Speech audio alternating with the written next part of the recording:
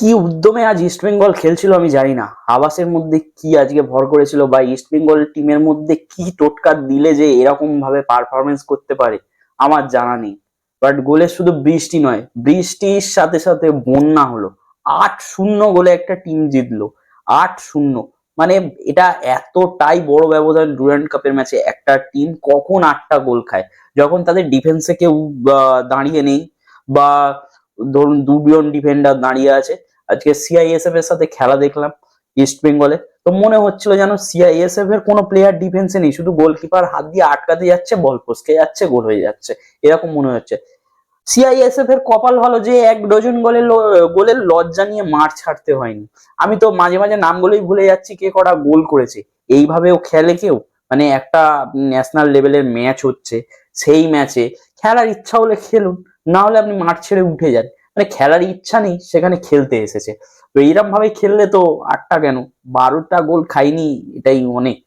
মানে উম, আহ, তো বিষ্ণু এখানে হ্যাটট্রিক করে দিয়েছে। আর মানে কি বলবো, আমার তো দেখেই বুঝতে পারছেন, মানে ম্যাচের পরে ভাষা আটকে যাচ্ছে। আমি তো প্রিভিউ ম্যাচে বলেছিলাম যে এদের কাউকে আমি চিনি না সিআইএসএফ এর। তো মিডফিল্ডে রাশিদি খুব ভালো খেলেছে।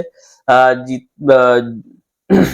সব নাম গুলিয়ে দিচ্ছে আমার, মানে এইরকম ভাবে গোল দেখার পর কার কি মাথায় মনে থাকে। পিভি বিষ্ণু খুব ভালো খেলেছে। আর কার নাম বলবো, জেকসন সিং ভালো খেলেছে। এক একজন, মানে আমি তো ইস্ট বেঙ্গল ডিফেন্সে বল যেতেই খুব একটা দেখিনি।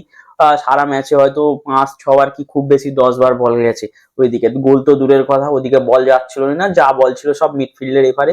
যদিও বা বল আসছিল, একটা বল তো ধরে খেলবে সে, মানে আপনি বিশ্বকাপ ম্যাচ দেখার পর, বিশ্বকাপ ম্যাচ দেখেছি, তারপরে এইরকম যদি একটা ম্যাচ দেখি, তাহলে মনে হবে কোথায় কি ফুটবল খেলা হচ্ছিল আর এটা কি পাড়ার খেলা হচ্ছে। মানে দুটো তো আকাশ পাতাল তফাৎ। যাই হোক, ম্যাচের কথা বলছিলাম। ইস্ট বেঙ্গল এখন কিন্তু শীর্ষস্থান লিগ টেবিলের। তারা একটা ম্যাচ হেরে গেছে, তা সত্ত্বেও লিগ টেবিলের শীর্ষে।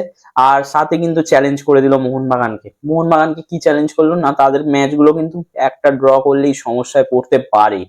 যেহেতু একটা ড্র করলে আরেকটা ড্র করার চাপ চলে আসতে পারে মোহনবাগানের উপর, এবং ম্যাচ একটা জিতে গেলে আরেকটা ড্র করলে ঠিক আছে, কিন্তু চাপ একটা আসছেই মোহনবাগানের এই খেলা দেখার পর। আর ইস্ট বেঙ্গলের খেলা সত্যি কথা বলতে, ভালোকে তো ভালো বলতেই হবে। খেলা খুব ভালো লেগেছে। আহ তারা যদি এই খেলাটা ধরে রাখতে পারে, অনেক দূর যাবে, একদম ফাইনাল পর্যন্ত আবারও একদম মোহনবাগান বা আইএসএল এর কোনো বড় দলের সাথে দেখা হচ্ছে। এখনো পর্যন্ত জামশেদপুর আছে।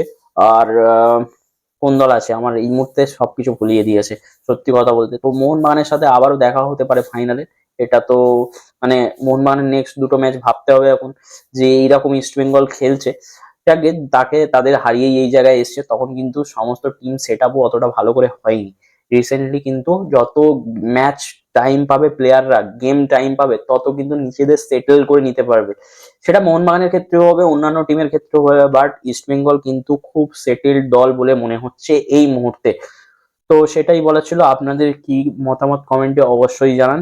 এই ম্যাচ কেমন লেগেছে ইস্ট বেঙ্গল সমর্থকদের আপনারাও জানান। তো নেক্সট ম্যাচের প্রিভিউ নিয়ে আমি আবারও চলে আসবো।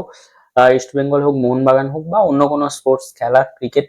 তো তার জন্য চ্যানেলটাকে সাবস্ক্রাইব করে রাখুন, আর ফেসবুক থেকে দেখলে ফলো করে রাখুন। আজকের মতন টাটা, আবারও ফিরে আসবো খুব শীঘ্রই।